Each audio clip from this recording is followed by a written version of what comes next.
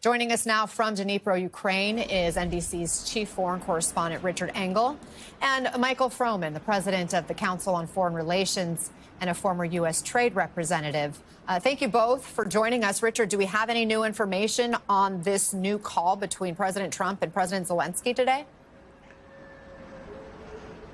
Well, President Trump came out and said that it went well, and that is itself a headline for Ukraine, because the last time that there was a personal meeting, it went very badly, and there were immediate consequences for Ukraine. The Oval Office meeting, whether you believe it was an ambush, a setup, or just a clash of personalities, either way, it went very much off of the rails, and it forced Ukraine to change its position. It made many Ukrainians feel unsettled.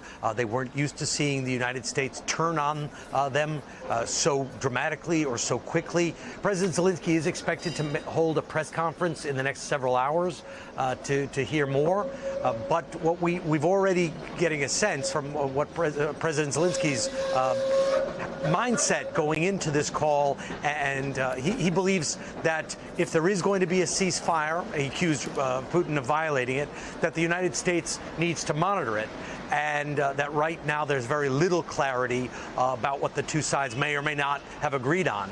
There's no specific parameters of what the ceasefire would cover, what exactly infrastructure is defined as, what is energy infrastructure versus regular infrastructure, where would this be, at what time would it start, would all parts of Ukraine be covered, what about sites inside of Russia? So there was not a lot of detail shared about the potential ceasefire. That it's not that it was violated, it never really got off the ground. And potentially now, after President Trump and President Zelensky spoke, there's more clarity. But the good news from people here in Ukraine watching this happen is that so it appears that the call at least went fairly well, and it didn't end in another disaster for Zelensky and Ukraine. Yeah, Richard, I do want to follow up with these strikes that happened overnight and just the timing, because there does seem to be a discrepancy on when they happened and whether it was after the phone call between Trump and President Putin there. We heard from Steve Witkoff in an interview with NBC News that he's saying it happened before the call was over, that these strikes took place. And he actually said he spoke with the Russians just this morning, and they claimed that Putin had issued the order to call off strikes 10 minutes after his call with Trump ended. And yet President Zelensky is saying the strikes happened hours after that call. You're on the ground there. What is the timeline? So Russian defense officials are also saying the same thing, that after this conversation yesterday between President Trump and President Putin, the Kremlin gave a readout. The readout said, in addition to adding a number of conditions that Vladimir Putin wants to see, the baseline of the readout was that Vladimir Putin had agreed, that Russia had agreed to stop attacking energy targets. And today, Russian officials, without providing any evidence, say that not only did they call off those strikes, that Russian drones were actually shot down by Russian forces, that drones that were already in the air and couldn't be called back were destroyed so that they wouldn't violate the commander-in-chief, Vladimir Putin's, orders to do it. The images that have been circulating here in Ukraine paint a very different picture. They show aftermath of attacks, what officials say are infrastructure sites, energy infrastructure sites, including in daylight hours this morning, today. And I can tell you that attacks, Russian attacks, have been continuing throughout the course of the day. Where I am in Dnipro, just a short while ago, just before the sun went down here, we heard the air raid sirens. We heard an explosion. Not exactly sure if it hit an energy target, an infrastructure target, but it goes back to that point Anna I was describing before. There's never been clarity about when this ceasefire might start.